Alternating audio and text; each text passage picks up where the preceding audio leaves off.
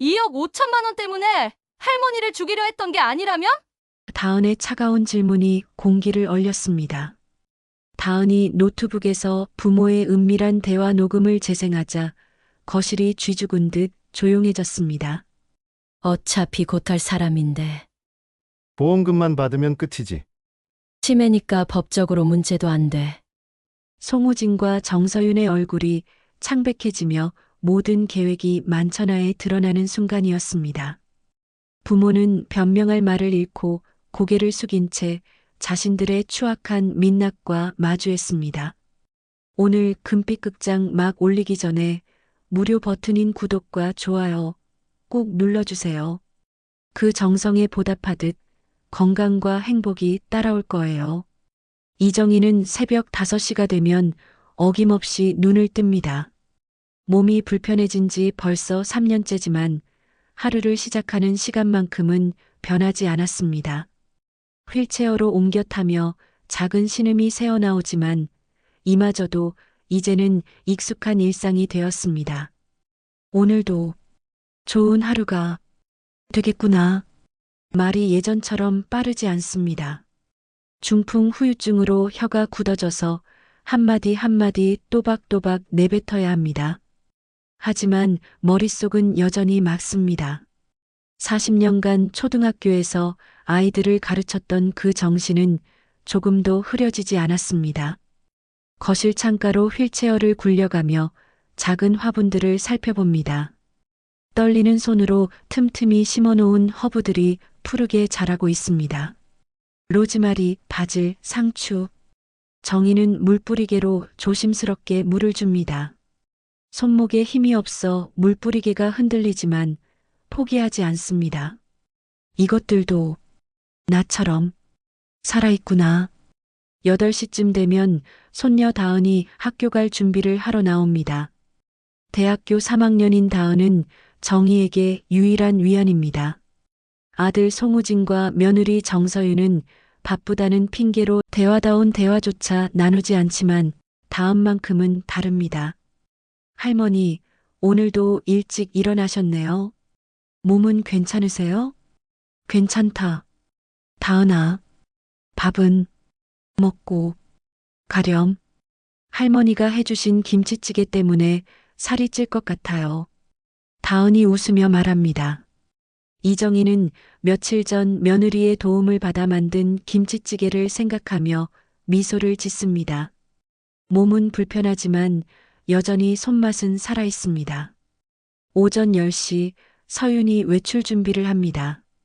단정한 회색 정장에 검은 구두를 신고 머리는 깔끔하게 뒤로 넘겼습니다. 장례 지도사 일을 그만둔 지 몇 년 되었지만 여전히 차분하고 절제된 모습입니다. 어머니, 오늘은 친구들과 점심 약속이 있어서 늦게 들어올 거예요. 점심은 냉장고에 도시락 준비해뒀으니까 드세요. 고맙다. 서윤아. 그리고요, 어머니. 서윤이 테이블 위에 작은 팸플릿을 올려놓습니다. 요즘 치매 검진을 무료로 해주는 곳이 있다네요. 한번 받아보시는 게 어떨까요? 예방 차원에서요. 정희의 표정이 살짝 굳어집니다.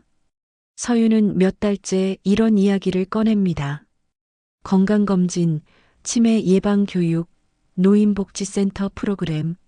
언뜻 들으면 며느리의 배려처럼 보이지만 정희는 뭔가 석연찮은 기분을 떨칠 수 없습니다.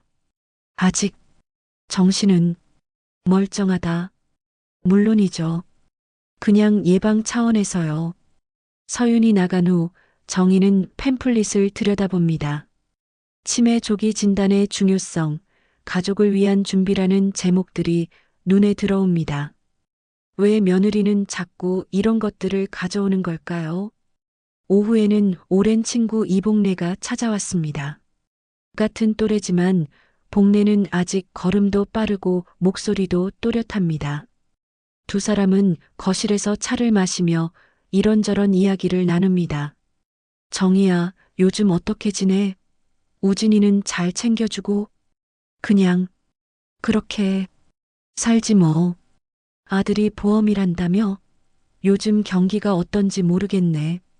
정희는 복례의 말에 고개를 끄덕입니다. 아들은 보험 설계사로 일하고 있지만 집에 있는 시간이 거의 없습니다. 아침에 일어났을 땐 이미 나가서 없고 저녁에는 늦게 들어와서 방에만 있습니다. 복례야, 나도 이제 늙었나 봐. 무슨 소리야? 아직 80인데 뭐가 늙었어. 하지만 정희는 요즘 자꾸 드는 생각을 떨칠 수 없습니다. 자신이 이 집에서 짐이 되고 있는 것은 아닌지, 아들과 며느리에게 부담이 되고 있는 것은 아닌지, 그런 생각들이 머릿속을 맴돕니다. 저녁 무렵 우진이 돌아옵니다. 정장 차림에 서류 가방을 든 모습은 언뜻 보기에 성실한 가장 같습니다. 하지만 정희와 눈을 마주치는 시간은 길지 않습니다. 어머니, 오늘 하루 어떠셨어요? 응, 괜찮았다. 그렇게 계속 집에만 계시지 말고 복지센터라도 나가보세요.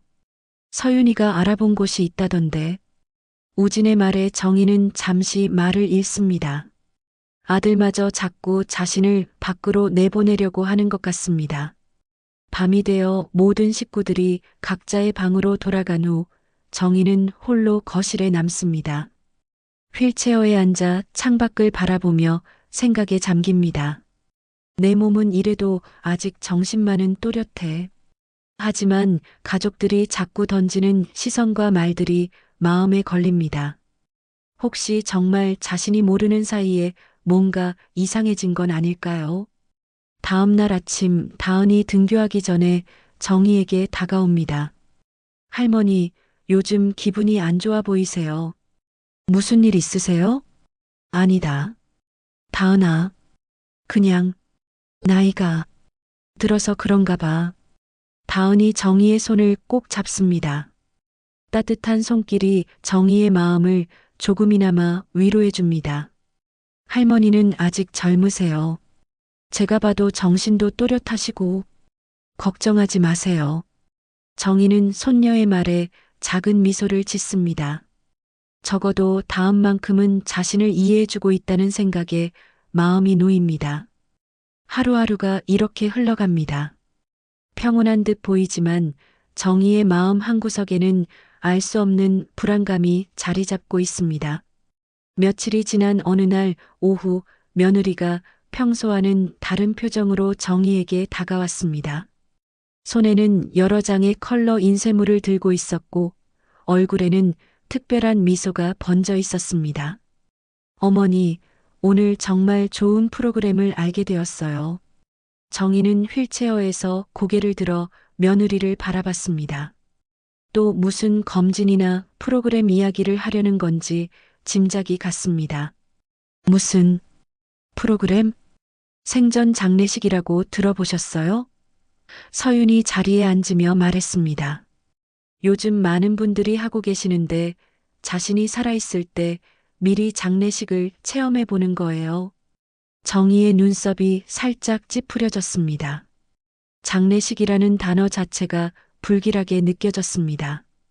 왜 그런 걸 해야 하는데? 마음의 준비를 하는 거죠. 죽음을 자연스럽게 받아들이고 가족들과 미리 작별 인사도 나누고. 서윤이 팸플릿을 펼쳐 보이며 설명했습니다. 여기 보세요. 참가하신 분들 후기가 다 좋아요. 마음이 한결 가벼워졌다고 하시네요. 정희는 팸플릿의 사진들을 살펴봤습니다. 관 앞에서 웃고 있는 노인들, 가족들과 포옹하는 모습들이 담겨 있었습니다. 하지만 왠지 모르게 마음이 편하지 않았습니다. 난 아직 그런 생각 안 해봤는데. 그래서 더 해보셔야 해요. 서윤의 목소리에 조금 더 힘이 들어갔습니다. 사람은 언제 어떻게 될지 모르잖아요. 특히 어머니는 몸도 불편하시고 혹시 갑자기 무슨 일이라도 생기면 가족들이 당황할 수도 있거든요. 그때 아들이 들어왔습니다. 평소보다 일찍 퇴근한 모양이었습니다. 서윤이 눈짓으로 신호를 보내자 우진도 자연스럽게 대화에 참여했습니다. 무슨 얘기하고 계세요? 생전 장례식 체험 프로그램 말씀드리고 있었어요. 서윤이 남편을 향해 말했습니다. 어머니께서 한번 해보시면 좋을 것 같아서요. 요즘 시대에는 이런 것도 필요하다고 하더라고요. 우진이 팸플릿을 받아들고 훑어봤습니다. 그의 눈이 순간 번뜩였지만 정희는 그것을 눈치채지 못했습니다. 아, 이거 요즘 인기라던데요. 텔레비전에서도 본 것 같은데. 우진이 말했습니다. 나도 같이 참여할 수 있나?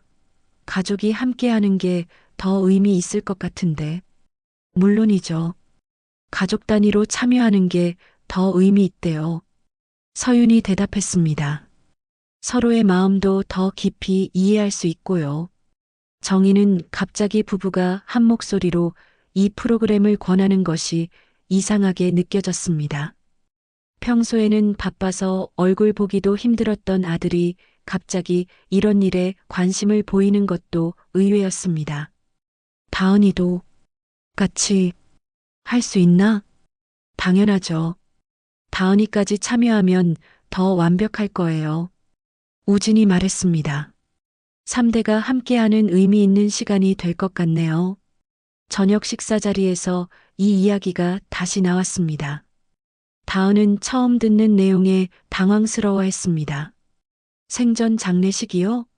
그게 뭐예요? 요즘 힐링 프로그램 중에 하나야. 서윤이 설명했습니다. 죽음을 미리 체험해 보면서 삶의 소중함을 깨닫는 거지. 외국에서는 이미 많이 하고 있는 체험이래. 그런데 할머니가 왜 그런 걸? 할머니는 아직 건강하신데요. 다은아, 할머니 연세도 있으시고. 우진이 말을 끊었습니다.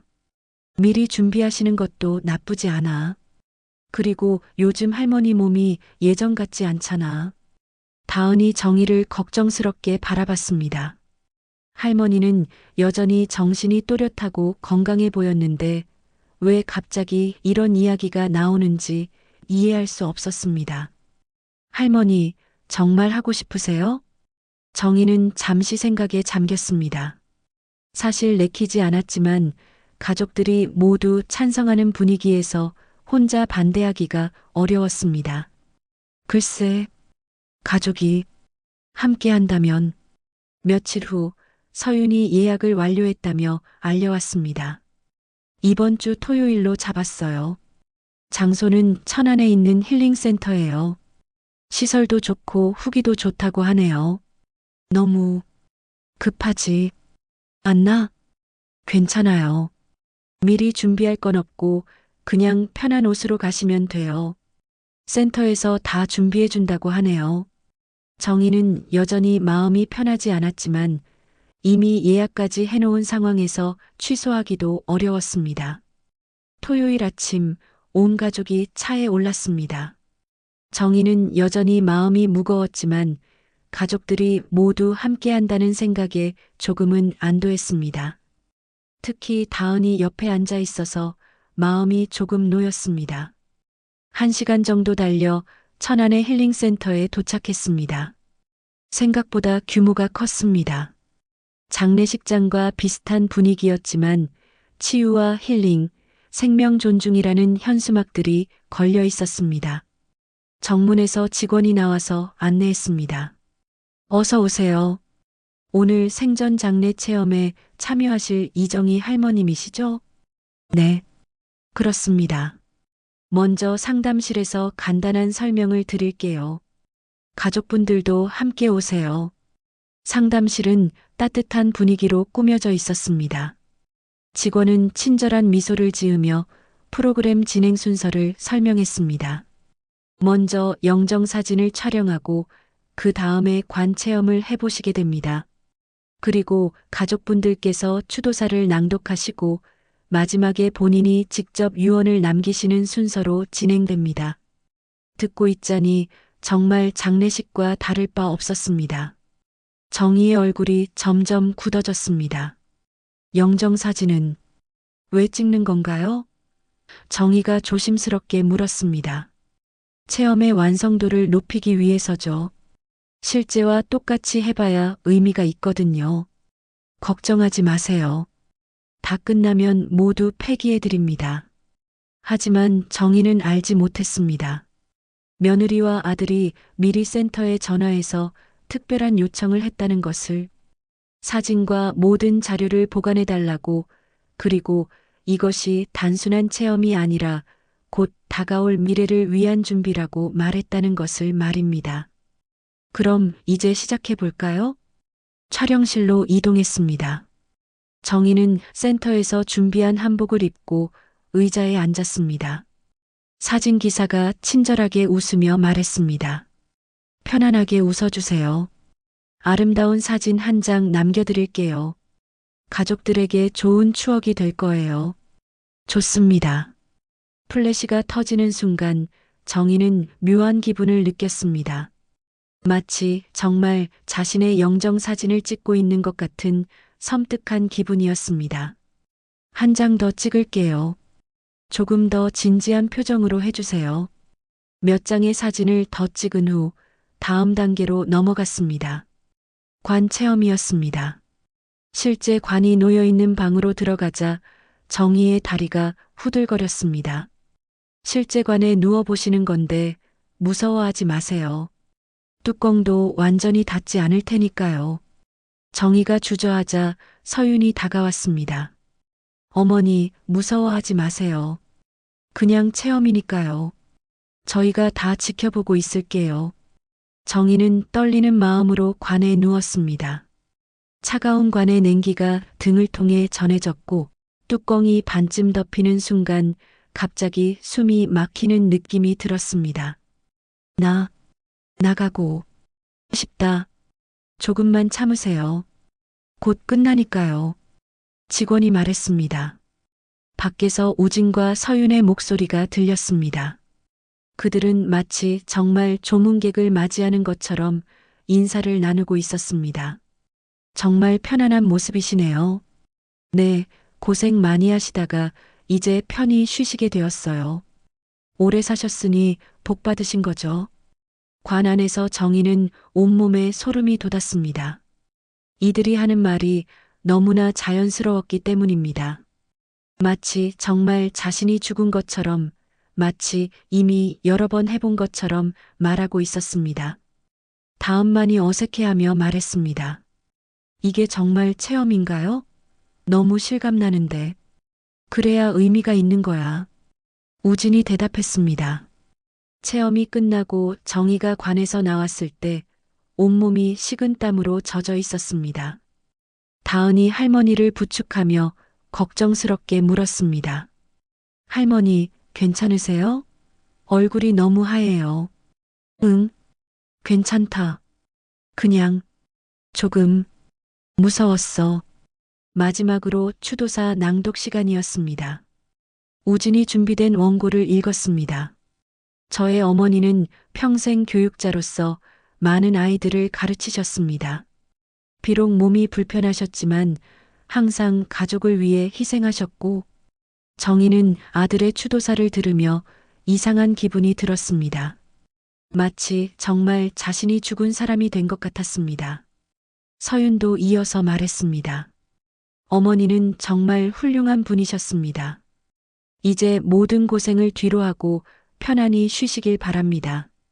모든 체험이 끝나고 집으로 돌아가는 길, 차 안은 이상하게 조용했습니다. 정희는 계속 불안한 마음을 떨칠 수 없었습니다. 오늘 경험한 모든 것이 너무나 생생하고 현실적이었습니다. 집에 도착해서도 정희의 마음은 무겁기만 했습니다. 생전 장례식 체험을 다녀온 지 사흘이 지났지만 정희의 마음은 여전히 무거웠습니다. 밤마다 관 안에 누워있던 그 순간이 떠올랐고 가족들의 너무나 자연스러웠던 추도사가 귓가에 맴돌았습니다. 어머니, 아직도 그 일 때문에 기분이 안 좋으세요? 서윤이 아침 식사를 준비하며 물었습니다. 아니다. 괜찮다. 하지만 정희의 표정은 전혀 괜찮아 보이지 않았습니다. 서윤은 정희의 상태를 유심히 관찰하며 말했습니다. 그런데 어머니, 요즘 말씀이 더 느려지신 것 같아요.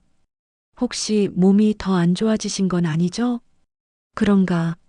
모르겠다. 실제로 정희는 스트레스 때문에 말이 더 어눌해진 상태였습니다. 하지만 서윤은 이것을 다른 의미로 해석하고 있었습니다. 며칠 후 화요일 오후 정희는 거실에서 휠체어를 타고 창가 화분에 물을 주고 있었습니다.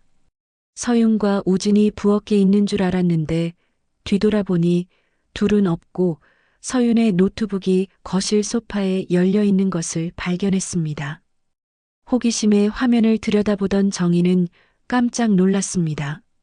화면에는 보험 설계서가 떠 있었고 자세히 보니 자신의 이름이 적혀 있었습니다. 보험 계약자 이정의 수익자 송우진 사망 시 보상금 2억 5천만 원 계약 완료일 2025년 7월 15일. 정희의 손이 떨렸습니다. 자신도 모르는 사이에 거액의 보험에 가입되어 있었습니다. 더 충격적인 것은 계약 완료일이 생전 장례식 체험을 하기 일주일 전이라는 점이었습니다. 이게 무슨... 화면을 더 자세히 보니 다른 문서들도 있었습니다. 치매 진단서 양식, 요양병원 입소 서류, 후견인 지정 신청서, 모든 서류에 정희의 이름이 적혀 있었습니다. 그때 안방에서 서윤과 우진의 목소리가 들려왔습니다. 정희는 재빨리 휠체어를 돌려 원래 자리로 돌아갔지만 심장이 쿵쾅거리는 것을 멈출 수 없었습니다. 어머니, 점심 드세요. 서윤이 밥상을 차리며 말했습니다. 응, 고맙다. 하지만 정희는 도저히 밥이 넘어가지 않았습니다. 방금 본 것이 꿈이었으면 좋겠다는 생각뿐이었습니다. 그날 밤 정희는 잠들 수 없어 방에서 뒤척이고 있었습니다. 그때 거실에서 아들과 며느리의 대화 소리가 들려왔습니다. 평소보다 목소리가 작았지만 조용한 밤이라 어느 정도 들을 수 있었습니다. 정희는 조심스럽게 방문을 살짝 열고 귀를 기울였습니다. 보험 처리는 어떻게 되고 있어? 우진의 목소리였습니다. 다 준비됐어. 치매 진단서만 받으면 끝이야. 서윤이 대답했습니다. 정말 치매 진단서가 나올까? 어머니가 아직 정신이 또렷해 보이는데. 걱정 마. 내 친구가 신경과 의사거든. 이미 얘기해뒀어. 요즘 어머니 상태 보면 충분히 진단서 나올 수 있다고 하더라고. 정희는 온몸이 얼어붙는 느낌이었습니다. 그런데 생전 장례식은 왜 한 거야? 너무 이상하지 않나? 연습이야, 연습. 미리 해봐야 나중에 당황하지 않잖아. 서윤의 목소리에는 차가운 계산이 들어 있었습니다. 그리고 어머니도 자연스럽게 죽음에 대해 생각하게 만드는 효과도 있고 2억 5천이면 꽤 큰 돈인데 정말 문제 없을까? 어차피 어머니 연세도 있으시고 몸도 불편하시잖아. 자연스러운 일이야. 치매 진단서만 있으면 법적으로도 문제 없어. 우진이 잠시 망설이는 듯 하더니 말했습니다. 그래도 어머니는 내 친어머니인데. 여보, 현실을 봐. 어머니 병원비만 해도 얼마나 드는지 알아? 앞으로 더 심해지면 요양병원비까지. 우리가 언제까지 감당할 수 있겠어? 그렇긴 하지만. 그리고 다은이 등록금도 생각해야지. 어머니도 손녀 교육비 걱정 안 하고 편안히 가시는 게 낫지 않을까? 정희는 충격에 몸이 떨렸습니다. 자신을 위한다는 명목으로 이런 계획을 세우고 있었던 것입니다. 보험금 들어오면 뭐부터 할까? 우진이 물었습니다. 일단 빚부터 정리하고 그 다음에 학원이라도 다시 차려보자. 내가 장례 지도사 경험도 있으니까 관련 사업도 생각해 볼 수 있고. 어머니는 어떻게 할 거야? 치매 진단서 받으면 요양병원에 모시는 거야. 그리고 자연스럽게. 시간 문제지. 정희는 더 이상 들을 수 없었습니다. 조용히 방문을 닫고 침대에 앉았지만 온몸이 떨려서 멈추지 않았습니다. 내가 정말 그들에게 짐이었구나. 그동안 자신을 위해주는 줄 알았던 며느리의 치매 검진 권유, 아들의 관심, 생전 장례식 체험, 모든 것이 이 계획의 일부였던 것입니다. 다음 날 아침 정희는 평소보다 더 조용했습니다. 서윤이 아침을 차려주며 말했습니다. 어머니, 오늘 병원 가실 건데요. 종합검진 받으시기로 했잖아요. 병원? 왜? 건강검진이요. 특히 치매 검사도 같이 받으시면 좋을 것 같아서요. 정희는 이제 모든 것을 이해했습니다. 오늘 병원에서 치매 진단서를 받아오려는 계획이었던 것입니다. 난 안 가겠다. 어머니, 건강이 가장 중요하잖아요. 그냥 검사만 받으시면 돼요. 아니다. 몸이 아프다. 안 간다. 서윤의 얼굴이 살짝 굳어졌습니다. 계획에 차질이 생기는 것 같았습니다. 어머니, 예약도 해놨는데 다음 주로 미룰까요? 모르겠다. 몸이 아파서. 그날 오후 다은이 학교에서 돌아왔습니다. 정희는 손녀를 불러 조용히 말했습니다. 다은아, 할머니가 할 말이 있어. 네, 할머니. 무슨 일이세요? 정희는 손녀의 손을 잡고 떨리는 목소리로 말했습니다. 혹시 할머니가 이상해 보이냐? 무슨 말씀이세요? 할머니는 아직 정정하세요. 정말 그렇게 생각하나? 네, 물론이요.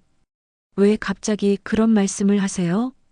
정희는 잠시 망설이다가 결심을 굳혔습니다. 진실을 알려야 할 때가 온 것 같았습니다. 다은아, 할머니 방에 서랍이 있지? 네. 거기 맨 아래 서랍에 열쇠가 있어. 그 열쇠로 책상 서랍을 열어봐. 다은이 시키는 대로 했습니다. 책상 서랍 안에는 작은 녹음기가 들어 있었습니다. 이거 뭐예요? 어젯밤 네 아빠랑 엄마가 하는 말 다 들려. 정희는 떨리는 손으로 녹음기의 재생 버튼을 눌렀습니다. 어젯밤 서윤과 우진의 대화가 그대로 흘러나왔습니다. 보험금 들어오면, 치매 진단서만 받으면 자연스럽게 시간 문제지. 다은의 얼굴이 점점 창백해졌습니다. 할머니, 이게 정말, 응? 다은아, 할머니는 너만 믿는다.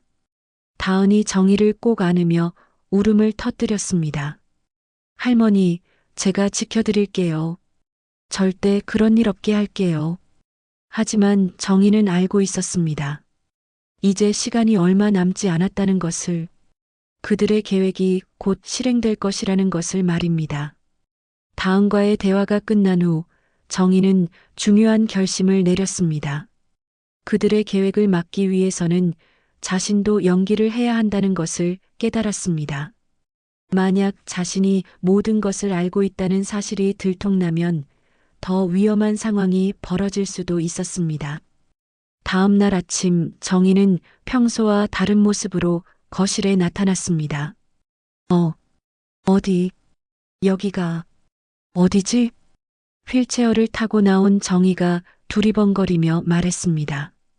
서윤이 아침 준비를 하다가 돌아봤습니다. 어머니, 무슨 말씀이세요? 누구야? 너는? 정희가 서윤을 낯선 사람을 보듯 바라보며 말했습니다. 서윤의 눈이 번뜩였습니다. 드디어 기다리던 순간이 온 것 같았습니다. 마음속으로는 기뻤지만 겉으로는 걱정스러운 표정을 지었습니다. 어머니, 저 서윤이에요. 며느리요. 며느리가 누구지? 정희가 고개를 갸우뚱하며 말했습니다. 연기였지만 매우 자연스러웠습니다. 40년간 아이들을 가르치면서 다양한 상황을 연출해 본 경험이 도움이 되었습니다. 우진이 출근 준비를 하다가 이 광경을 보고 달려왔습니다. 어머니, 무슨 일이세요? 저 우진이에요.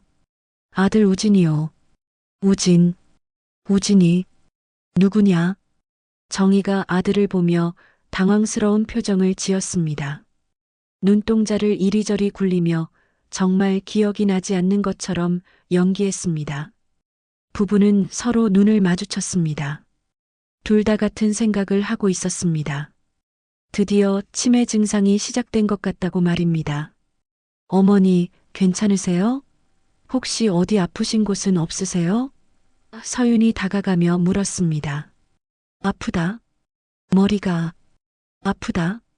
여기가 내 집 맞나? 정희가 손으로 머리를 감싸며 말했습니다. 네, 어머니 집이에요. 우리가 함께 사는 집이고요.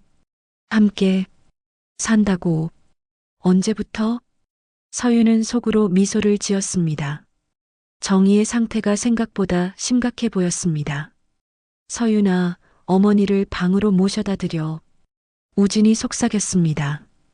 우진 씨, 이제 정말 병원에 모시고 가야겠어요. 서윤이 작은 목소리로 대답했습니다. 하지만 정희는 모든 것을 듣고 있었습니다. 귀는 여전히 멀쩡했고 그들의 속삭임도 놓치지 않았습니다. 정희를 방으로 모시고 간 서윤은 두통약이라며 알약 하나를 주었습니다. 어머니, 약 드세요. 머리 아픈 것도 나아질 거예요. 정희는 약을 받아들었지만 실제로 삼키지 않았습니다. 입안에 숨겼다가 서윤이 나간 후 뱉어냈습니다. 무슨 약인지 알 수 없었기 때문입니다. 점심시간이 되자 정희는 더욱 심한 연기를 시작했습니다. 된장찌개 맛있겠다. 숟가락을 들고 어색하게 밥을 떠먹는 신용을 했습니다. 어머니, 김치찌개예요. 어머니가 좋아하시는 거예요. 내가 이걸 좋아한다고 했나 기억이 안 나네. 서윤은 정희의 모습을 유심히 관찰했습니다. 손의 움직임, 표정, 말하는 속도, 모든 것이 치매 환자의 전형적인 모습이었습니다. 어머니, 천천히 드세요. 급하게 드시면 체해요. 왜 자꾸 어머니라고 부르지? 난 너를 모르는데. 식사 도중 정희는 일부러 숟가락을 떨어뜨렸습니다. 서윤이 새 숟가락을 가져다 주자 또다시 의아한 표정을 지었습니다. 이게 뭐하는 물건이지? 숟가락이에요, 어머니. 밥 먹는 도구요. 숟가락? 어떻게 쓰는 거지? 서윤은 정희의 손을 잡고 숟가락 사용법을 가르쳐주는 신용을 했습니다. 속으로는 계획이 순조롭게 진행되고 있다며 흡족해했습니다. 그날 오후 다은이 학교에서 돌아왔습니다. 거실에서 정희를 보자 깜짝 놀랐습니다. 할머니, 왜 그래요? 괜찮으세요? 누구지? 너는 누구야? 정희가 다은을 보며 말했습니다. 다은이 당황하려던 순간 정희가 서윤이 보지 않는 곳에서 살짝 윙크를 했습니다. 다은은 즉시 상황을 파악했습니다. 할머니가 연기를 하고 있다는 것을 말입니다. 할머니, 저 다은이에요. 손녀 다은이요. 다은도 슬픈 표정을 지으며 연기에 동참했습니다.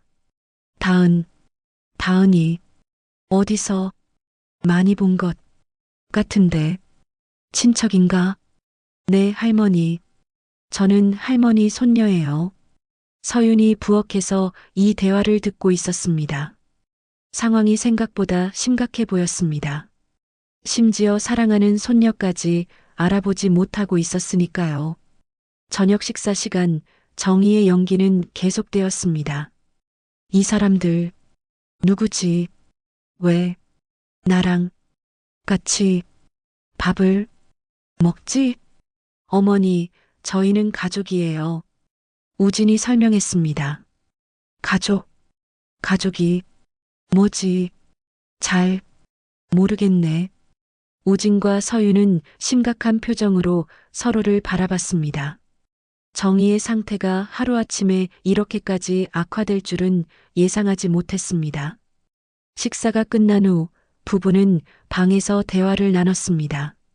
어머니 상태가 하루아침에 이렇게 급격히 나빠질 수 있나? 우진이 걱정스럽게 말했습니다. 그럴 수 있어. 치매는 어느 순간 갑자기 악화되기도 하거든. 내가 장례 지도사 할 때 그런 경우 많이 봤어. 정서윤이 전문가인 척 설명했습니다. 그럼 내일 당장 병원에 모시고 가자. 이 상태로는 집에서 돌보기 어려울 것 같아. 그래야겠어. 이제 진단서 받는 것도 어렵지 않을 것 같아. 의사 선생님이 보시면 한눈에 알 거야. 서윤은 이미 머릿속으로 계산을 하고 있었습니다. 치매 진단서를 받으면 요양병원에 입원시키고 그 다음 단계를 진행하는 것입니다. 약은 언제 먹일 거야? 한 방에 보낼 수 있는 거 맞아? 일단 요양병원에 입원시키고 나서 생각해보자. 치매 환자는 언제 어떻게 될지 모르니까. 한편 다은의 방에서는 할머니와 손녀가 조용히 대화를 나누고 있었습니다. 할머니, 연기 정말 잘하세요. 저도 처음에는 깜짝 놀랐어요. 40년 아이들 가르치면서 배운 거야. 정희가 작은 목소리로 말했습니다. 아이들 연극 지도할 때 많이 해봤거든. 그런데 할머니, 이렇게 계속 연기만 하면 될까요? 병원에 가시면 어떻게 하시려고요? 걱정 마라.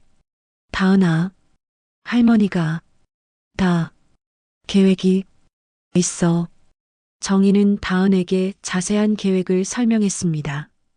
병원에서도 계속 연기를 할 것이고 그동안 다은이 집에서 더 많은 증거를 수집해야 한다는 것을 말했습니다. 내일 병원에 갈 거야. 그때 너는 부모님 방에서 더 많은 증거를 찾아라. 어떤 증거요? 컴퓨터, 서류, 통장, 모든 것을 사진으로 찍어둬라. 나중에 필요할 거야. 정희는 다은에게 중요한 임무를 부여했습니다. 단순히 녹음만으로는 부족하다는 것, 더 구체적이고 확실한 증거가 필요하다는 것을 설명했습니다. 그리고 다은아, 혹시 할머니에게 무슨 일이 생기면 무슨 말씀이세요? 이 모든 증거를 경찰에 가져가라. 약속해라. 다은이 할머니의 손을 꼭 잡으며 말했습니다. 할머니, 어떤 일도 생기지 않을 거예요. 제가 꼭 지켜드릴게요. 하지만 정희는 불안한 마음을 떨칠 수 없었습니다. 내일 병원에 가면 어떤 일이 벌어질지, 정말로 자신의 연기가 통할지 확신할 수 없었습니다. 그날 밤 정희는 잠들기 전 마지막으로 다은에게 말했습니다. 다은아, 할머니를 믿어라. 그리고 내가 무슨 일을 당해도 포기하지 마라. 다은은 할머니의 말이 왜 그렇게 무겁게 느껴지는지 알 수 없었습니다. 다음 날 아침 정희는 평소보다 일찍 잠에서 깼습니다. 오늘은 병원에 가는 날이었습니다. 마음속으로는 두려웠지만 계획을 성공시키기 위해 더욱 완벽한 연기를 해야 했습니다. 여기가 어디지? 내가 왜 여기 있지? 거실로 나온 정희가 주변을 둘러보며 말했습니다. 서윤이 병원 갈 준비를 하다가 정희를 봤습니다. 어머니, 오늘 병원 가실 거예요. 검사 받으시려고요. 병원? 왜? 난 아프지 않은데. 누구 맘대로. 정희는 일부러 짜증을 내는 신용을 했습니다. 치매 환자들이 종종 보이는 행동이었습니다. 어머니, 그냥 간단한 검사만 받으시면 돼요. 금방 끝나요. 우진도 평소보다 일찍 일어나 병원 동행 준비를 했습니다. 오늘은 중요한 날이었기 때문입니다.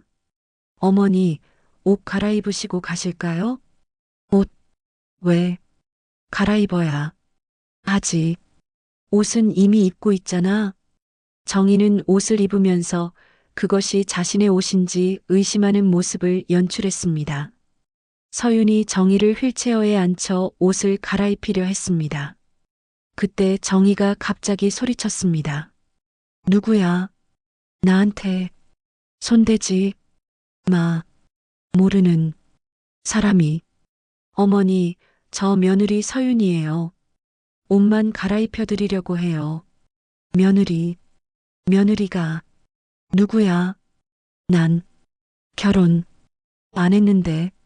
서윤은 정희의 상태가 어제보다 더 심해진 것 같다고 생각했습니다. 심지어 자신의 결혼 사실조차 기억하지 못하고 있었습니다. 한참의 실랑이 끝에 겨우 옷을 갈아입히고 병원으로 향했습니다. 차 안에서도 정희의 연기는 계속되었습니다. 여기가 어디야? 왜 차에 타고 있지? 나 집에 가고 싶어. 곧 도착해요, 어머니.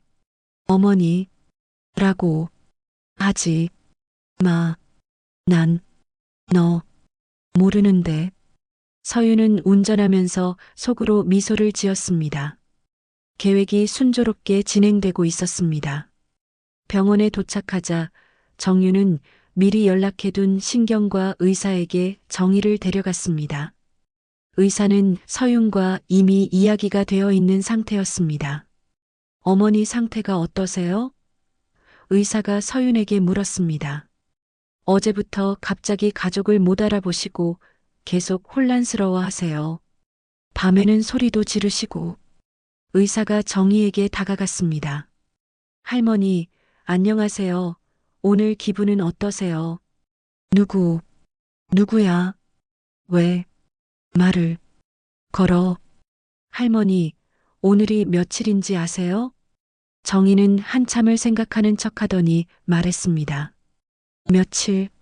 며칠이지. 3월, 아니, 5월.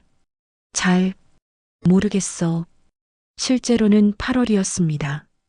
대통령 이름이 뭔지 아세요? 대통령? 누구지?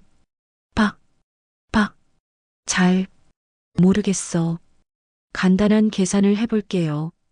100에서 7을 빼면 107. 뭐? 어려워. 못 하겠어.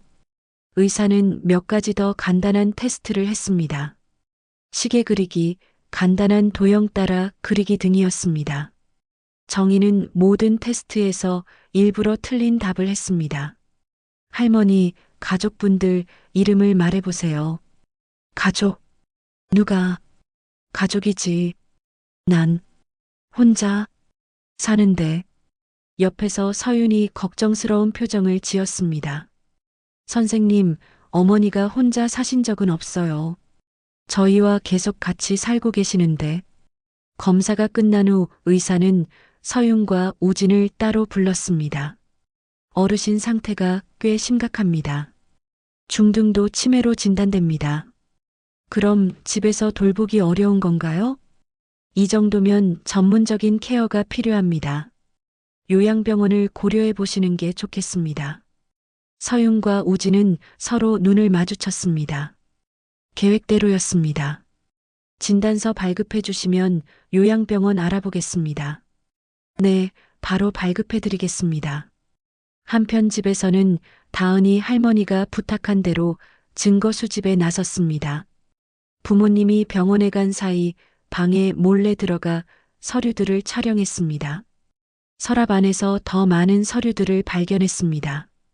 장례식장 예약 문의서, 화장터 이용 안내서, 상속 관련 법률 상담 메모까지 있었습니다. 서윤의 노트북을 켜보니 더 충격적인 내용들이 있었습니다. 요양병원 월 비용 300만 원, 보험금 2억 5천 마이너스 병원비 1년치 순수익 1억 9천 예상 기간 6개월 내외. 다은은 손이 떨렸지만 모든 것을 빠짐없이 사진으로 찍었습니다. 이동장치의 파일들을 복사해서 여러 곳에 저장해 두었습니다. 그때 컴퓨터에서 메신저 알림이 왔습니다. 서윤과 친구로 보이는 사람과의 대화였습니다. 진단서 나왔어? 응, 방금 받았어. 이제 요양병원만 들어가면 끝. 정말 괜찮을 거야? 걱정 마. 다 계획대로야. 몇 개월 안에 정리될 거야. 다은은 이 대화까지 캡처했습니다. 그리고 재빨리 모든 흔적을 지우고 컴퓨터를 원래대로 돌려놓았습니다. 오후에 가족들이 병원에서 돌아왔습니다. 정희는 여전히 멍한 표정으로 휠체어에 앉아 있었습니다. 할머니, 병원에서 검사 잘 받으셨어요? 다은이 물었습니다. 병원 갔다 왔나? 기억이 안 나네. 누구? 너는? 서윤이 만족스러운 표정으로 말했습니다. 의사 선생님이 치매 진단서를 발급해 주셨어. 집에서 돌보기 어려운 상태래. 그럼 어떻게 하시려고요? 다은이 걱정스럽게 물었습니다. 요양병원에 모시는 게 좋겠대. 전문적인 케어를 받으셔야 한대. 요양병원이요? 할머니가 그곳을 좋아하실까요? 다은아, 할머니 상태로는 어쩔 수 없어. 우리도 일을 해야 하고 24시간 돌볼 수는 없잖아. 우진이 덧붙였습니다. 좋은 곳으로 알아보고 있어. 시설도 좋고 의료진도 훌륭한 곳으로. 그날 저녁 서윤은 요양병원에 전화를 걸었습니다. 정희가 듣고 있다는 것을 모르고 말입니다. 네, 치매 환자 입원 문의드렸던 사람입니다. 진단서 나왔어요. 언제부터 입원 가능한가요? 내일 당장도 가능하다고요? 좋습니다. 그럼 내일 모시러 와주세요. 전화를 끊은 서윤이 우진에게 말했습니다. 내일 입원시키기로 했어. 이제 정말 시작인 거야. 다은이는 어떻게 할 거야? 다은이는 학교 있으니까 모르게 하자. 나중에 면회 간다고 하면 돼. 한편 정희는 모든 대화를 듣고 있었습니다. 내일이면 요양병원으로 가게 된다는 것을 알았습니다. 시간이 얼마 남지 않았습니다. 그날 밤 다은이 할머니 방에 왔을 때 정희는 긴급하게 말했습니다. 다은아, 내일 요양병원에 간다. 벌써요? 너무 급하잖아요. 그래서 오늘 마지막 준비를 해야 해. 정희는 다은에게 서랍 깊숙한 곳에서 작은 봉투를 꺼내 주었습니다. 이거 할머니가 몰래 모은 돈이야. 만일을 위해서 할머니. 그리고 이것도. 정희가 또 다른 작은 상자를 꺼냈습니다. 안에는 작은 녹음기가 들어 있었습니다. 내일 아침 이걸로 마지막 증거를 녹음해라. 어떻게요? 그들이 요양병원 데려가기 전에 마지막 대화를 할 거야. 그때 본색이 나올 거야. 정희의 예상은 정확했습니다. 다음 날 아침 서윤과 우진은 정희를 요양병원에 데려가기 전에 마지막 대화를 나눴습니다. 그들은 정희가 이미 아무것도 기억하지 못한다고 생각했기 때문에 방심하고 있었습니다. 다음 날 아침 다은은 할머니가 준 작은 녹음기를 거실에 숨기고 평소처럼 행동했습니다. 학교 가는 척하다가 중간에 돌아와서 집 근처에서 상황을 지켜보기로 했습니다. 아침 식사 시간 정희는 여전히 치매 환자 연기를 계속했습니다. 이게 뭐야? 먹는 거야? 숟가락을 이상하게 쥐고 밥을 흘리며 말했습니다. 어머니, 오늘 좋은 곳으로 이사 가세요. 서윤이 말했습니다. 이사? 왜? 여기가 내 집 아닌가? 더 좋은 곳이에요. 많은 친구들도 있고 의사 선생님들도 계시고요. 우진이 정희의 짐을 싸며 말했습니다.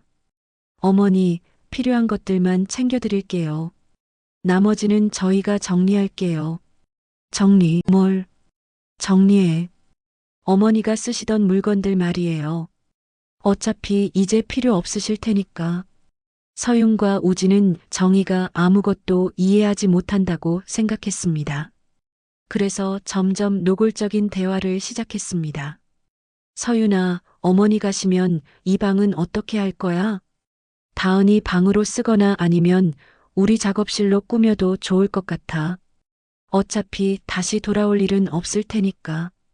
보험 처리는 언제부터 가능해?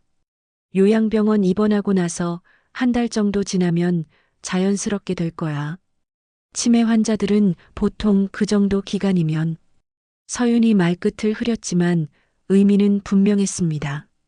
정희는 그들의 말을 듣고 있었지만 표정 하나 변하지 않았습니다. 계속해서 멍한 표정으로 허공을 바라보고 있었습니다. 병원비는 얼마나 들까? 우진이 물었습니다. 월 300만 원 정도야. 그래도 보험금 생각하면 전혀 문제 없어. 오히려 이익이지. 정말 문제 없을까? 혹시 의심받거나. 걱정 마. 치매 진단서도 있고 자연스러운 과정이야. 누가 봐도 노안으로 보일 거야. 정희는 속으로 모든 대화를 기억하고 있었습니다. 나중에 다은에게 전해줘야 할 중요한 증언들이었습니다. 어머니, 병원에서 잘 지내시고 우리가 자주 면회 갈게요. 서윤이 형식적으로 말했습니다. 면회. 뭐? 그게 뭐야? 보러 간다는 뜻이에요. 물론 너무 자주 가면 어머니가 더 혼란스러워 하실 테니까 적당히 갈게요. 우진이 속삭이듯 말했습니다. 사실 면회를 자주 가면 오히려 의심받을 수도 있어. 적당히 거리를 두는 게 좋을 것 같아. 맞아. 너무 관심을 보이면 이상하게 생각할 수도 있고. 오전 10시 요양병원 직원이 차를 가지고 왔습니다. 정희를 데리러 온 것입니다. 안녕하세요. 이정희 할머님 모시러 왔습니다. 네, 이쪽으로 오세요. 어머니 상태가 좀 심각해서요. 가족도 못 알아보시고. 직원이 정희를 휠체어에서 들어올리려 할 때 정희가 갑자기 저항했습니다. 싫어. 가기 싫어. 여기가 네 집이야. 할머니, 더 좋은 곳으로 가시는 거예요. 직원이 달래며 말했습니다. 아니야. 가기 싫어. 다은이는 어디 있어? 정희가 갑자기 손녀를 찾기 시작했습니다. 서윤이 당황하며 말했습니다. 다은이는 학교 갔어요. 나중에 면회 올 거예요. 다은이 보고 싶어. 순간 정희의 눈에서 진짜 눈물이 흘러내렸습니다. 손녀에 대한 그리움은 연기가 아니었습니다. 차에 강제로 태워지면서 정희는 집을 바라봤습니다. 자신이 20년간 살던 집, 추억이 담긴 공간, 다은이와 함께 웃었던 거실을 떠나는 것이었습니다. 요양병원으로 가는 길, 정희는 창밖을 바라보며 생각했습니다. 과연 자신의 계획이 성공할 수 있을까? 다은이 모든 증거를 잘 보관하고 있을까? 요양병원에 도착하자 직원들이 정희를 맞이했습니다. 이정희 할머님이시죠? 여기서 편안히 지내실 수 있을 거예요. 정희는 병원 내부를 둘러봤습니다. 깨끗하고 시설은 좋아 보였지만 어딘지 모르게 차갑고 무서운 느낌이 들었습니다. 복도 곳곳에서 들리는 노인들의 신음소리, 무표정한 간병인들의 모습이 섬뜩했습니다. 가족, 언제 올 거야? 정희가 간호사에게 물었습니다. 가족분들이 면회 오실 거예요. 하지만 치매 환자분들은 면회가 제한적이에요. 정희는 알고 있었습니다. 그들이 자주 올 리가 없다는 것을. 오히려 자신들이 빨리 잊혀지기를 바랄 것이라는 것을 말입니다. 입원 수속을 마치고 병실에 들어가자 간병인이 말했습니다. 할머니, 여기서 조용히 지내세요. 밤에 돌아다니거나 소리 지르시면 안 됩니다. 응, 알겠어. 그날 오후 다은이 학교에서 돌아와 할머니가 없어진 것을 발견했습니다. 엄마, 할머니는 어디 가셨어요? 병원에 모셨어. 전문적인 치료를 받으셔야 해서. 왜 저한테 말씀 안 해주셨어요? 인사라도 드렸을 텐데. 갑작스럽게 결정된 일이야. 그리고 할머니 상태가 워낙 심각해서 인사를 드린다고 해도 기억하지 못하실 거야. 다은은 할머니 방으로 달려갔습니다. 방은 이미 대부분 정리되어 있었습니다. 할머니의 흔적들이 거의 사라져 있었습니다. 옷장은 텅 비어 있었고 화장대 위의 소품들도 모두 치워져 있었습니다. 다은은 자신의 방으로 들어가 할머니가 준 녹음기와 돈, 그리고 메모들을 책상 서랍에 몰래 숨겨두었습니다. 그날 저녁 서윤과 우진은 어머니가 없는 저녁 식사를 했습니다. 분위기는 이상하게 부드러웠습니다. 이제 좀 조용해졌네. 우진이 만족스러운 표정으로 말했습니다. 그러게. 그동안 너무 신경 쓸 일이 많았어. 휠체어 소리도 안 들리고 밤에 화장실 가시느라 깨우는 일도 없고. 다은아, 할머니 면회는 주말에 가자. 평일에는 우리도 바쁘고 병원에서도 면회 시간이 정해져 있대. 다은은 부모의 모습을 보며 화가 났습니다. 할머니를 보낸 지 하루도 안 되어서 벌써 이렇게 가볍게 행동하다니. 저는 내일이라도 가고 싶어요. 다은아, 할머니 상태가 심각하셔서 면회도 제한이 있어. 자주 가면 오히려 할머니가 혼란스러워 하실 수도 있대. 그리고 아직 병원 환경에 적응하는 시간이 필요해. 너무 이른 면회는 좋지 않을 거야. 서윤이 덧붙였습니다. 다은은 더 이상 말하지 않았습니다. 하지만 마음속으로는 계획을 세우고 있었습니다. 한편 요양병원에서 정희는 첫날 밤을 보내고 있었습니다. 병원 침대는 차가웠고 복도에서 들리는 낯선 소음들이 계속 귀를 괴롭혔습니다.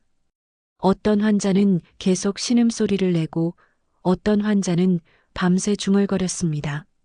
다은이 잘 있을까? 정희가 혼자 중얼거렸습니다. 그때 갑자기 가슴이 답답해졌습니다. 스트레스와 억지로 참고 있던 감정들이 몰려온 것 같았습니다. 며칠째 계속된 긴장감과 연기, 그리고 가족에게 배신당했다는 충격이 한꺼번에 몰려왔습니다. 숨쉬기가 어려워졌습니다. 심장이 빨리 뛰고 식은땀이 흘렀습니다. 간호사, 간호사. 하지만 목소리가 잘 나오지 않았습니다. 치매 연기를 하느라 계속 작은 목소리로 말하다 보니 실제로 목소리가 잘 나오지 않게 된 것 같았습니다. 정희는 침대에서 일어나려고 했지만 어지러워서 균형을 잃었습니다. 휠체어에 의존하던 몸이 갑작스러운 움직임을 감당하지 못한 것입니다. 쿵! 머리를 침대 모서리에 부딪히며 바닥에 쓰러졌습니다. 순간 심한 어지럼증과 함께 의식이 흐려졌습니다. 한참 후에야 순찰 중이던 간호사가 정희를 발견했습니다. 할머니, 어떻게 된 거예요? 왜 바닥에 계세요? 정희는 의식이 흐릿했습니다. 머리에서 피가 나고 있었습니다. 응급실로 옮겨야겠어요. 의사 선생님 불러주세요. 병원 응급실에서 응급처치를 받은 후 의사가 말했습니다. 다행히 큰 외상은 없지만 뇌진탕 가능성이 있어서 며칠 더 관찰이 필요합니다. 가족분들께 연락드려야겠어요. 하지만 서윤과 우진은 전화를 받고도 바로 오지 않았습니다. 지금 바로 가야 하나요? 내일 아침에 가면 안 될까요? 할머니 상태가 안정적이긴 하지만 가족분이 오시는 게 좋겠습니다. 알겠습니다. 지금 가도 어머니가 저희를 알아보지도 못하실 텐데. 내일 오전에 갈게요. 서윤이 전화를 끊으며 우진에게 말했습니다. 뇌진탕이래. 치매에 뇌진탕까지. 이제 정말 시간 문제일 것 같아. 다은이 이 전화를 우연히 듣게 되었습니다. 할머니가 다치셨다고요? 지금 당장 가야 하는 거 아니에요? 다은아, 의사 선생님이 큰 문제 없다고 했어. 내일 가도 된대. 저는 지금 가고 싶어요. 밤늦은 시간에 어떻게 가니? 내일 학교 끝나고 같이 가자. 다은은 더 이상 참을 수 없었습니다. 부모가 잠든 후 몰래 택시를 타고 병원으로 갔습니다. 병원에 도착한 다은은 할머니가 있는 병실을 찾았습니다. 정희는 머리에 붕대를 감고 누워 있었습니다. 창백한 얼굴, 여인 모습이 하루 만에 더 늙어 보였습니다. 할머니, 정희가 다은의 목소리를 듣고 눈을 떴습니다. 다은이, 정말 다은이구나. 할머니, 어쩌다 이렇게 다치셨어요? 괜찮아, 다은아 와줘서 고맙다. 다은이 할머니의 손을 잡으며 울었습니다. 할머니의 손은 차갑고 거칠어져 있었습니다. 할머니, 제가 증거 다 모았어요. 컴퓨터에 저장해뒀고 녹음기도 있어요. 잘했다. 다은아. 정희는 다은의 손을 꼭 잡으며 말했습니다. 다은아. 할머니. 이제 더 이상 연기 못하겠어. 몸도 마음도 한계야. 할머니. 하지만 포기하면 안 돼. 이제 진짜 싸움 시작이야. 그들이 진짜 모습을 세상에 보여줘야 해. 정희의 목소리에는 더 이상 연기가 아닌 진짜 의지가 담겨 있었습니다. 할머니, 제가 꼭 지켜드릴게요. 다은아, 할머니를 믿어주고 도와줘서 고맙다. 너만이 나의 진짜 가족이야. 정희와 다은의 병원에서의 대화가 끝난 후 다은은 중요한 결심을 내렸습니다. 더 이상 기다릴 수 없었습니다. 할머니의 상태가 악화되기 전에 모든 것을 끝내야 했습니다. 집에 돌아온 다은은 밤새 계획을 세웠습니다. 수집한 모든 증거를 정리하고 녹음 파일들을 편집했습니다. 저장 장치에 여러 개의 복사본을 만들고 온라인 저장소에도 백업을 해두었었습니다. 보험 계약서, 메신저 대화, 녹음 파일, 요양병원 서류까지 모든 것을 시간 순으로 정리했습니다. 다음 날 아침 다은은 부모에게 말했습니다. 오늘 저녁에 할머니 이야기 좀 해야 할 것 같아요. 무슨 이야기? 서윤이 물었습니다. 할머니 면회도 그렇고 앞으로 어떻게 할지요? 가족회의 같은 거요. 우진이 고개를 끄덕였습니다. 그것도 좋겠네. 저녁 먹고 나서 이야기하자. 서윤도 동의했습니다. 맞아. 할머니 병원비도 그렇고 현실적인 문제들을 이야기해야겠어. 다은은 마음속으로 깊게 숨을 들이쉬었습니다. 오늘 저녁이 모든 것이 결정되는 순간이 될 것이었습니다. 그날 오후 다은은 학교를 일찍 마치고 경찰서에 들렀습니다. 만일의 경우를 대비해서였습니다. 학생, 무슨 일이니? 제 할머니 일로 상담받고 싶어서요. 혹시 나중에 신고할 일이 있을 수도 있거든요. 경찰관은 다은의 이야기를 대략적으로 들어보더니 심각한 표정을 지었습니다. 보험 사기나 학대 의혹이 있다면 언제든 연락하렴. 하지만 확실한 증거가 있어야 해. 경찰관이 명함을 건네주며 말했습니다. 만약 정말 그런 일이 있다면 이 번호로 연락해. 증거만 확실하면 즉시 조사에 들어갈 수 있어. 다은은 명함을 소중히 간직했습니다. 저녁 식사 시간, 평소와 다름없는 분위기였습니다. 하지만 다은의 심장은 빠르게 뛰고 있었습니다.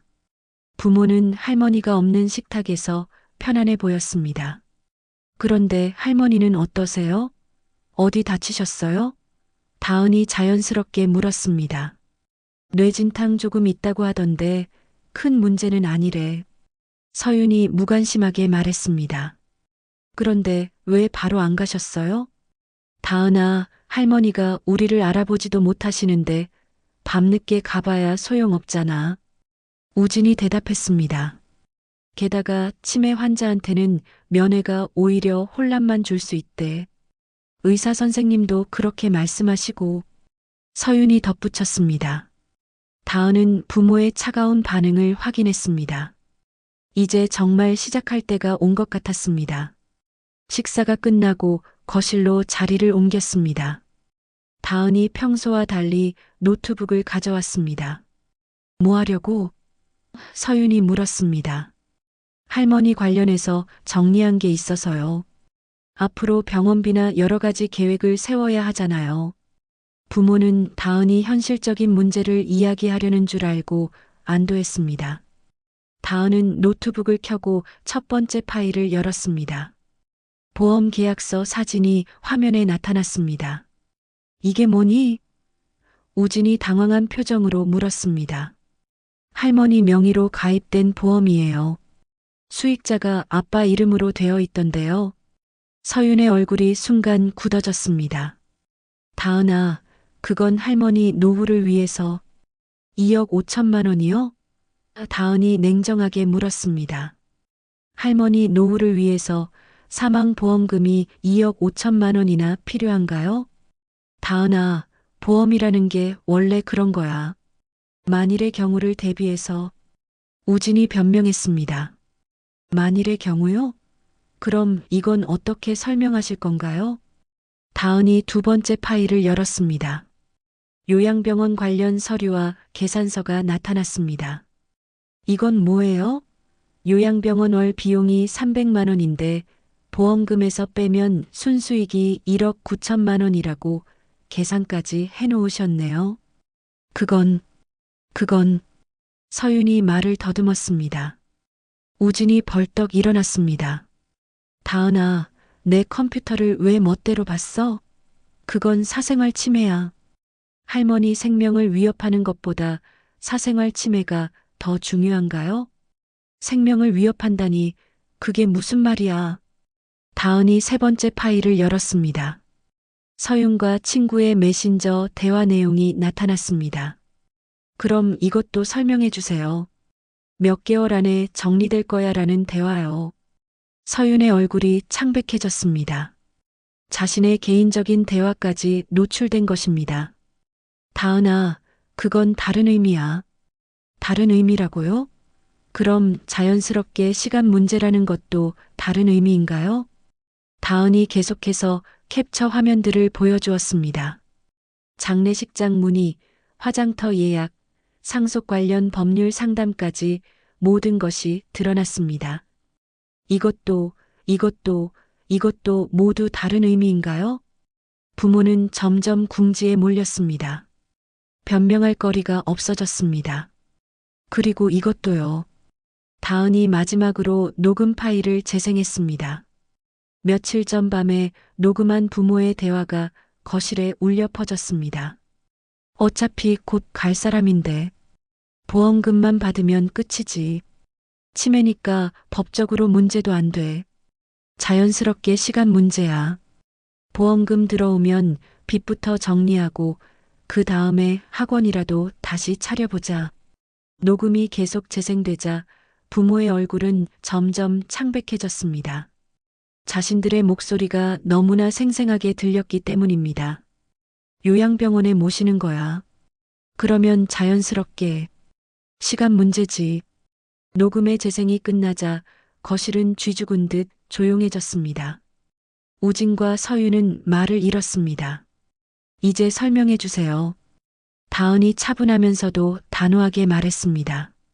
한참의 침묵 후 서윤이 먼저 입을 열었습니다.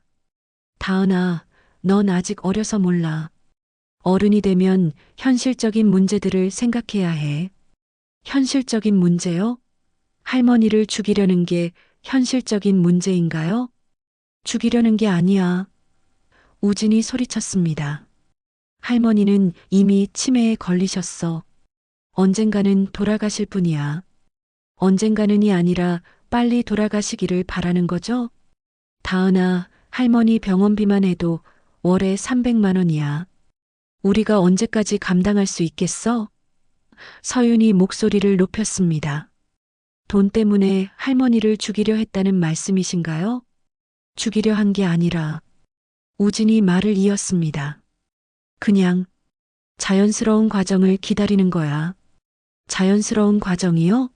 치매도 연기였는데 부모는 깜짝 놀랐습니다. 뭐라고? 할머니는 치매가 아니에요.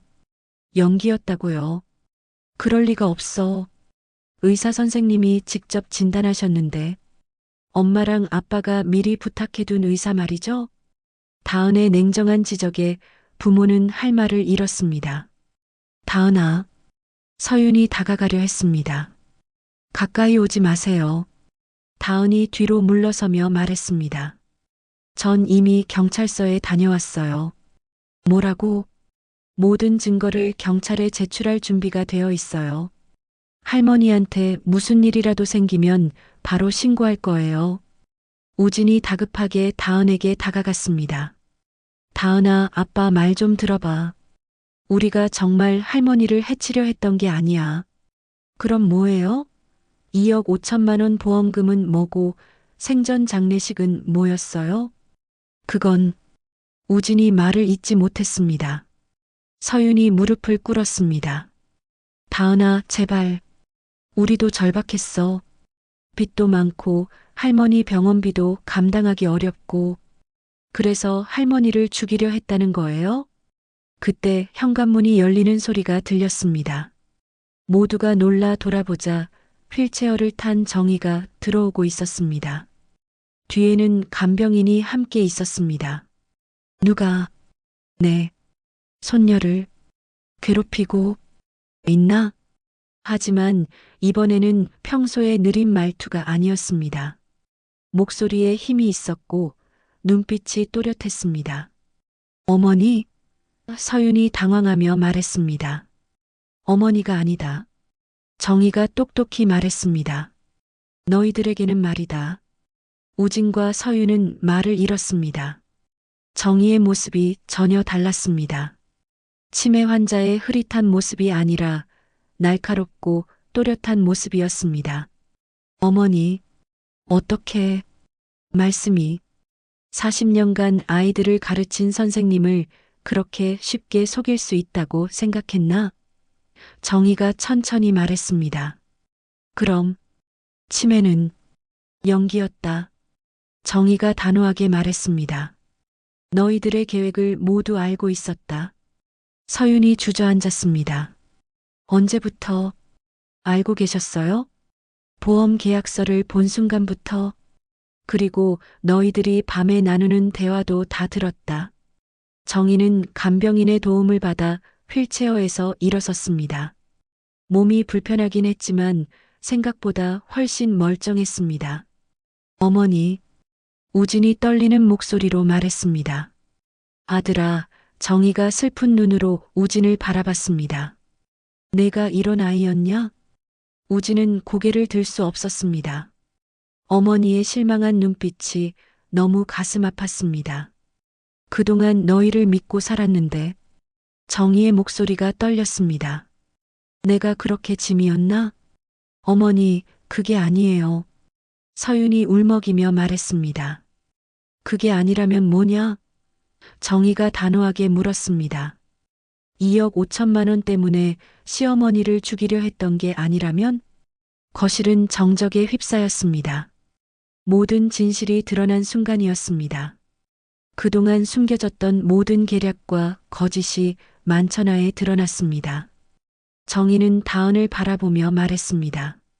다은아, 고마웠다. 할머니 혼자서는 할 수 없었을 일이야.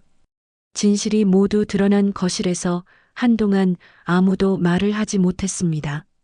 우진은 소파에 주저앉아 머리를 감싸 쥐었고 서윤은 바닥에 무릎을 꿇은 채 흐느끼고 있었습니다. 정희가 먼저 침묵을 깨뜨렸습니다. 우진아, 고개 들어라. 우진이 떨리는 목소리로 말했습니다. 어머니, 죄송합니다. 죄송하다고 해서 될 일이냐? 정희의 목소리는 차갑지만 슬픔이 담겨 있었습니다. 내가 내 아들이 맞냐? 어머니, 내가 너를 어떻게 키웠는지 기억나니? 남편 잃고 혼자서 얼마나 힘들게 너를 대학까지 보냈는지. 정희의 목소리가 떨렸습니다. 50년 전 남편을 잃고 홀로 아들을 키우던 그 힘든 시절이 떠올랐습니다. 그때 내가 얼마나 절망적이었는지 아니?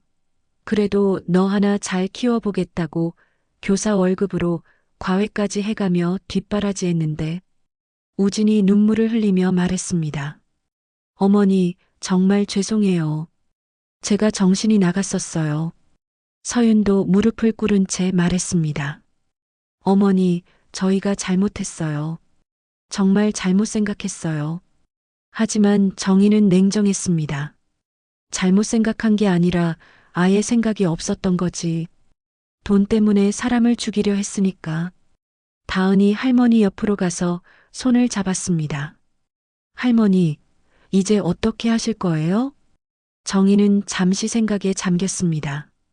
사실 이 순간을 위해 오랫동안 준비해왔지만 막상 진실이 드러나자 복잡한 감정이 들었습니다. 다은아, 경찰서 연락처 있다고 했지? 네, 할머니. 우진과 서윤이 동시에 고개를 들었습니다. 어머니, 제발. 우진이 애원했습니다. 제발 뭐? 너희가 나한테 했던 걸 생각해보면 경찰에 신고하는 게 당연하지 않나? 서윤이 기어가며 정희의 발밑에서 말했습니다. 어머니, 정말 죄송합니다. 다시는 이런 생각 안 할게요. 제발 한 번만 용서해 주세요. 용서? 정희가 쓴웃음을 지었습니다. 너희가 나한테 용서를 구할 자격이 있다고 생각하냐? 그때 정희의 표정이 조금 누그러졌습니다. 화가 났지만 그래도 오랫동안 함께 살아온 가족이었기 때문입니다. 하지만 너희도 내 가족이니까. 예정을 생각해서 마지막 기회를 주겠다. 우진과 서윤의 얼굴에 희망의 빛이 스쳤습니다. 대신 조건이 있다. 어떤 조건이든 다 들을게요. 우진이 간절하게 말했습니다. 첫째, 보험을 당장 해지해라. 둘째, 내가 병원에서 쓴 돈을 모두 계산해서 갚아라. 셋째, 정희가 잠시 말을 멈췄습니다. 셋째는 뭐예요? 서윤이 물었습니다. 나는 이 집을 떠나겠다. 다은이 깜짝 놀라며 말했습니다. 할머니, 어디로 가시려고요? 시골에 있는 작은 집을 하나 알아봤다. 거기서 조용히 살겠다. 할머니, 다은의 눈에 눈물이 고였습니다. 다은아, 너는 괜찮다. 가끔 놀러와라. 우진이 일어나서 말했습니다. 어머니, 집을 떠나실 필요 없어요. 저희가 나갈게요. 아니다. 이 집에는 너무 슬픈 기억만 남았어. 차라리 새로운 곳에서 새로 시작하는 게 낫다. 정희의 결심은 확고했습니다. 며칠 후 약속대로 모든 것이 정리되었습니다. 보험은 해지되었고 병원비도 모두 계산되어 돌려받았습니다. 우진과 서윤은 빚을 내서라도 할머니에게 빚진 돈을 갚았습니다. 이사 준비를 하는 동안 정희는 오랫동안 간직했던 물건들을 하나씩 정리했습니다. 남편의 사진, 교사 시절 제자들이 보내준 편지들, 다은이의 어린 시절 사진들. 할머니, 정말 가셔야 해요? 다은이 짐을 싸는 할머니를 보며 물었습니다. 응, 다은아. 할머니가 새로운 삶을 시작해 보려고 해. 저도 함께 갈까요? 안 돼. 넌 학교도 다녀야 하고 내 미래도 있잖니. 정희는 다은의 머리를 쓰다듬으며 말했습니다. 다은아, 할머니가 이번 일을 통해서 깨달은 게 있다. 뭐예요? 죽음을 준비하라고들 했지만 할머니는 지금 삶을 준비하고 있다는 걸 말이야. 다은이 고개를 갸우뚱했습니다. 삶을 준비한다는 게 무슨 뜻이에요? 나이가 들었다고 해서 끝이 아니라는 뜻이야. 아직 할 수 있는 일들이 많다는 거지. 정희는 창밖을 바라보며 말했습니다. 시골에 가서 작은 텃밭도 가꾸고 동네 아이들한테 한글도 가르쳐주고 그런 일들 말이야. 할머니. 그리고 무엇보다 중요한 건 나 자신을 위해 사는 거야. 지금까지는 남편을 위해, 아들을 위해 살았는데 이제는 이정이라는 사람을 위해 살아보려고. 이사하는 날 우진과 서윤도 나와서 배웅했습니다. 둘 다 죄송한 마음에 제대로 얼굴을 들지 못했습니다. 어머니, 우진이 조심스럽게 말했습니다. 응, 정말 죄송합니다. 그리고 건강하세요. 정희는 잠시 아들을 바라봤습니다. 여전히 실망스럽지만 그래도 자신이 낳은 아들이었습니다. 우진아, 앞으로는 정직하게 살아라. 돈보다 중요한 게 많다는 걸 잊지 마라. 서윤도 눈물을 흘리며 말했습니다. 어머니, 저도 정말 죄송해요. 어떻게 그런 생각을 했는지. 서윤아, 너도 마찬가지다. 사람의 생명을 돈으로 계산하는 일은 다시는 하지 마라. 작은 트럭에 짐을 싣고 떠날 준비가 끝났습니다. 다은이 할머니와 마지막 인사를 나눴습니다. 할머니, 자주 연락드릴게요. 그래, 다은아. 공부 열심히 해라. 그리고 할머니처럼 강한 사람이 되어야 한다. 네, 할머니. 아, 그리고 이거. 정희가 작은 일기장을 다은에게 건넸습니다. 뭐예요? 할머니가 이번 일을 겪으면서 쓴 일기야. 나중에 읽어봐라. 다은이 일기장을 받아들며 물었습니다. 어떤 내용이에요? 가족의 의미, 삶의 가치, 그런 것들에 대한 할머니 생각들이 적혀 있어. 트럭이 출발했습니다. 창문으로 손을 흔드는 할머니를 보며 다은은 눈물을 흘렸습니다. 2달 후 경기도 작은 시골 마을에 자리 잡은 이정희는 새로운 삶을 시작했습니다. 작은 한옥을 얻어 살면서 마당에 텃밭을 가꾸기 시작했습니다. 동네 아이들이 찾아와서 할머니에게 한글을 배우기도 하고 이웃들과 화투놀이도 즐겼습니다. 어느 날 저녁 정희는 일기를 쓰고 있었습니다. 오늘도 좋은 하루였다. 텃밭에 심은 상추가 잘 자라고 있고 동네 아이 민호가 한글을 제법 잘 읽게 되었다. 죽음을 준비하라고들 했지만 나는 지금 삶을 준비하고 있다. 80세에 시작하는 새로운 인생, 나쁘지 않다. 그때 전화벨이 울렸습니다. 다은이었습니다. 할머니, 안녕하세요. 잘 지내세요? 그럼 다은아. 할머니는 아주 잘 지내고 있어. 할머니, 저 이번 주말에 놀러 갈게요. 그래, 와라. 할머니가 키운 상추로 쌈밥 해줄게.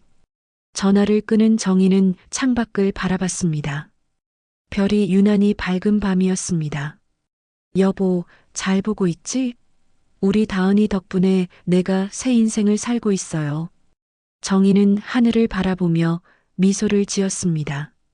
가족이라는 이름으로 배신당했지만 진짜 가족인 손녀 덕분에 새로운 희망을 찾았습니다. 장례식 사진은 모두 불태워졌고 가족이라는 이름 아래 감춰졌던 진실은 모두 다 수면 위로 드러났습니다. 정희는 자신의 삶을 되찾았고 진정한 의미에서 다시 살아나게 되었습니다.